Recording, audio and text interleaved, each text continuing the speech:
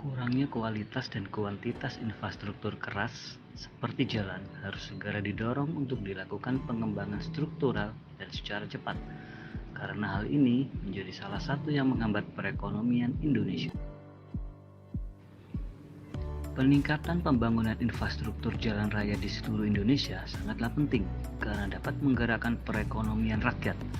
Menurut pemerintah, setiap penambahan pembangunan infrastruktur jalan sebesar 1% bakal berdampak terhadap pertumbuhan Indonesia secara ekonomi sebesar 8,8%.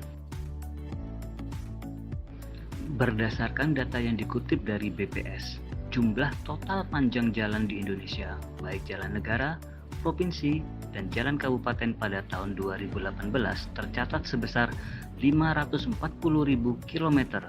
Lalu di tahun 2019 naik sebesar 0,5% yaitu menjadi 542.000 km.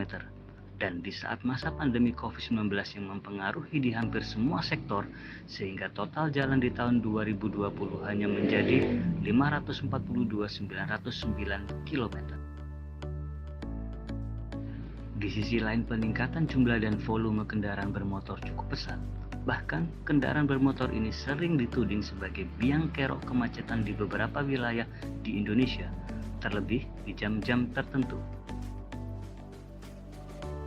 Berdasarkan data perkembangan jumlah kendaraan bermotor menurut jenis yang diperbarui oleh BPS, tercatat sampai di tahun 2020 terdapat 136 juta unit kendaraan bermotor di Indonesia yang termasuk mobil penumpang, mobil bus, mobil barang, dan sepeda motor.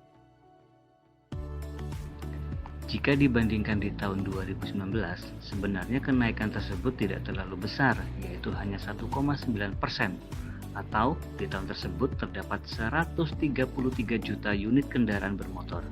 Kenaikan yang kecil ini tentunya dipengaruhi dari pandemi juga. Terlebih jika dibandingkan tahun sebelumnya lagi, yaitu tahun 2018, di mana di tahun tersebut terdapat total 126 juta unit kendaraan, atau terjadi kenaikan sebesar 5,6% dari tahun 2018 ke tahun 2019.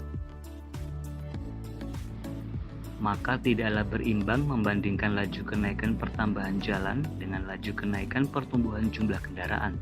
Tentunya hal tersebut menjadi masalah tidak hanya akibat macet yang ditimbulkan, namun juga gas emisi karbon yang dikeluarkan dari knalpot kendaraan-kendaraan tersebut.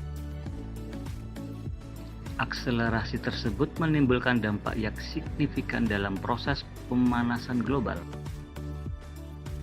Menurut para ilmuwan, jika kita tidak dapat mencapai target menurunkan suhu hingga di bawah 1,5 derajat Celcius, maka kita akan menghadapi kepunahan ekosistem massal di seluruh dunia dan masalah pengungsian iklim hingga 1 miliar orang di samping bencana lainnya.